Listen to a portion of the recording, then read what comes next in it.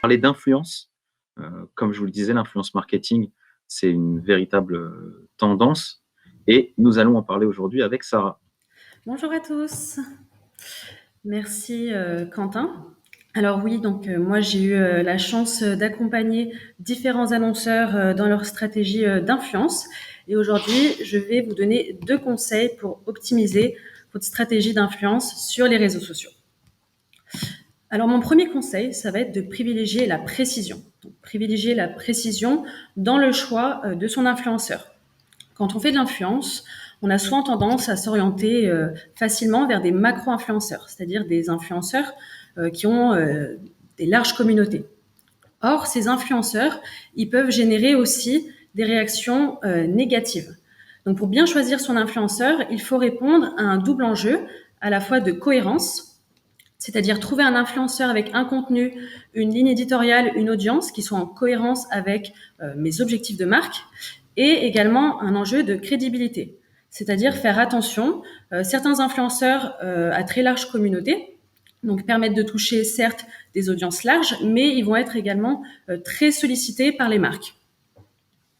Donc pour illustrer ces 2 points, je vais vous montrer quelques exemples. Alors le premier exemple que je voulais vous présenter, c'est l'exemple de la collaboration entre Hugo Décrypte et CIC Banque Privée. Donc Hugo Décrypte, peut-être que vous le connaissez, c'est un influenceur qui, comme son nom l'indique, va décrypter, vulgariser l'actualité et la politique. Donc il s'adresse principalement à une cible jeune, il a 1 million d'abonnés notamment sur Instagram. Donc Hugo Décrypte, il a collaboré en 2019 avec CIC Banque Privée à l'aide d'un format web-série intitulé Et demain, où il interroge les dirigeants de demain. Donc, le bilan de cette opération, donc avec ce type donc d'influenceurs, donc de macro-influenceurs, le premier point, c'est une forte visibilité pour la marque. On peut le voir sur cette vidéo. Plus de 500 000 vues ont été générées. Néanmoins, le point de vigilance où je voulais vraiment attirer votre attention, c'est que donc les utilisateurs sont aujourd'hui de plus en plus sensibles aux partenariats des influenceurs et aussi de leur business model, donc de leur mode de rémunération.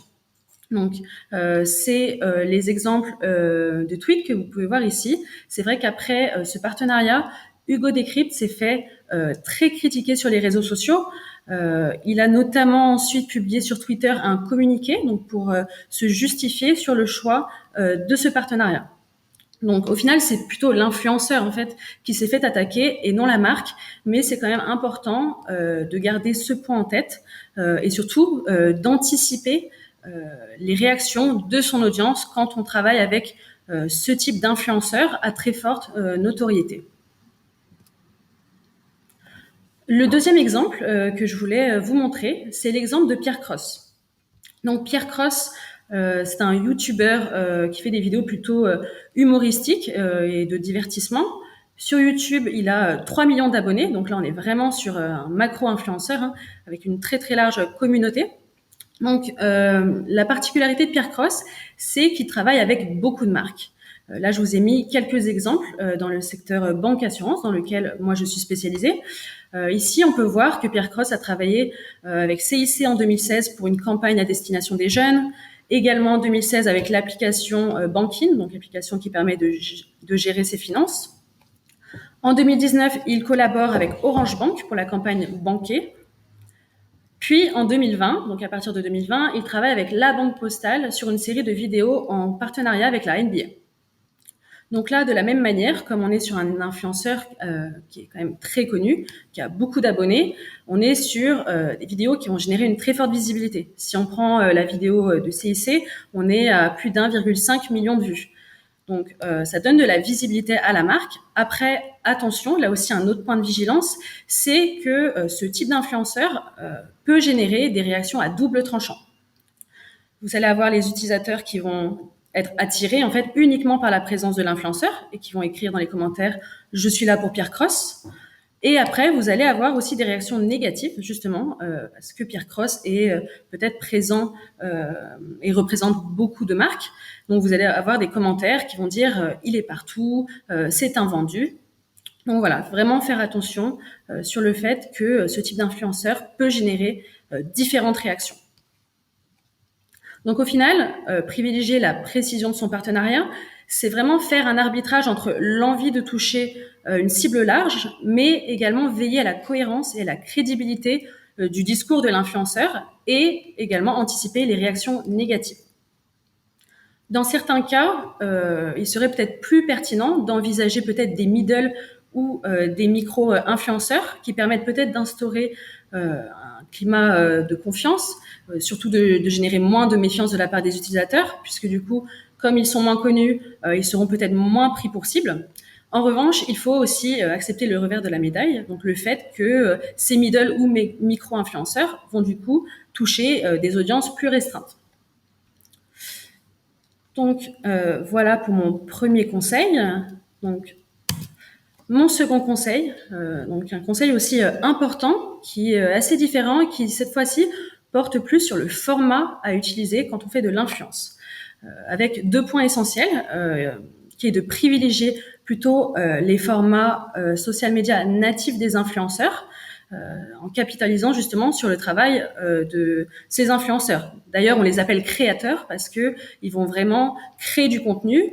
Il y a toute une réflexion derrière sur les contenus qu'ils vont créer. Donc voilà, il faut vraiment capitaliser sur les formats social media des influenceurs.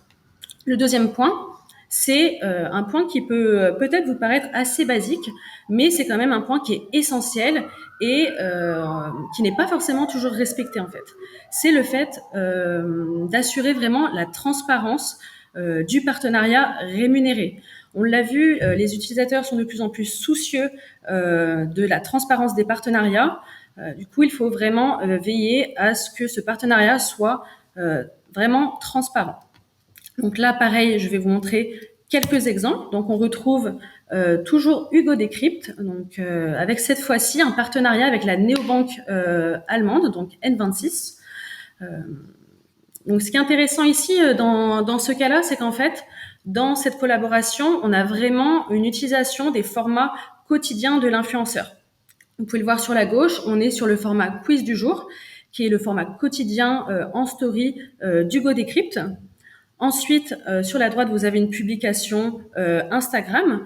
Ça, de la même manière, ce sont des publications quotidiennes, des publications qui à chaque fois interpellent et ouvrent le débat sur différents sujets d'actualité, de politique ou encore des sujets sociétaux.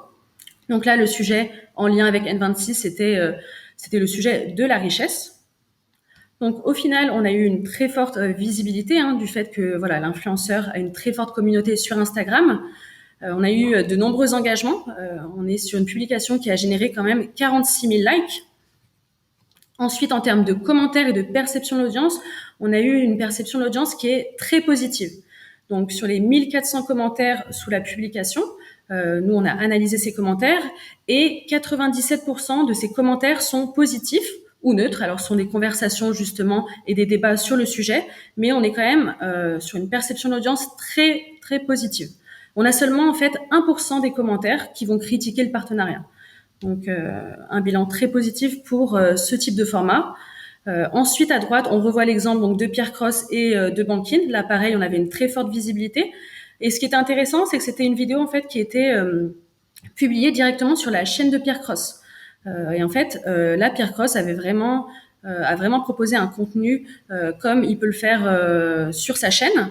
Et d'ailleurs, il y avait pas mal de commentaires en fait des utilisateurs qui félicitaient pour la qualité de son contenu, donc qui félicitaient Pierre Cross et qui disaient justement qu'ils ne s'étaient pas rendus compte qu'il s'agissait d'un partenariat.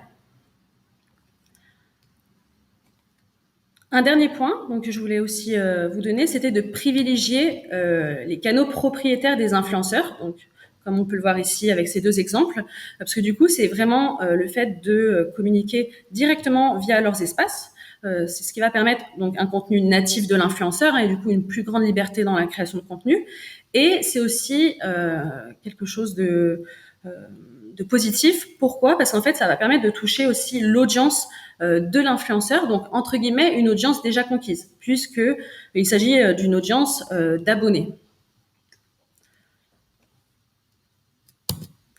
Et un dernier exemple, en lien avec la fameuse transparence du partenariat dont je vous parlais au début. Donc ici, je voulais vous montrer et vous parler de cet exemple de Micode et de N26.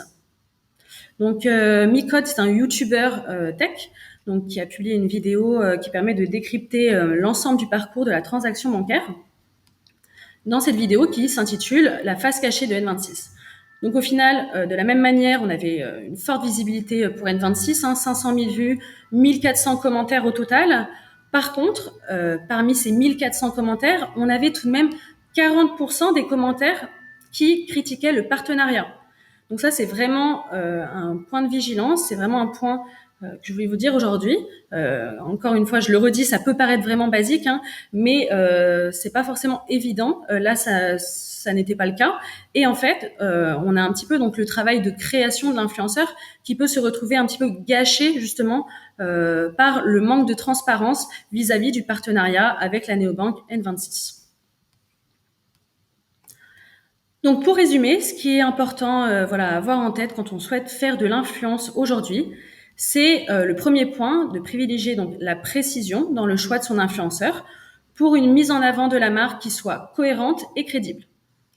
Il faut aussi anticiper les réactions négatives des utilisateurs et trouver vraiment cet équilibre entre je souhaite toucher des audiences larges, mais je souhaite conserver cette cohérence. Mon deuxième conseil, donc, était d'utiliser les bons formats, privilégier plutôt les formats natifs sur les espaces des influenceurs pour justement bénéficier de leur rayonnement et bien évidemment veiller donc à la transparence puisqu'aujourd'hui il s'agit d'un enjeu qui est vraiment au cœur des préoccupations des utilisateurs. Voilà pour l'influence. Parfait, super, bah, merci Sarah. Tu me confirmes là, enfin, de ce qu'on a compris de ton intervention, donc des utilisateurs de plus en plus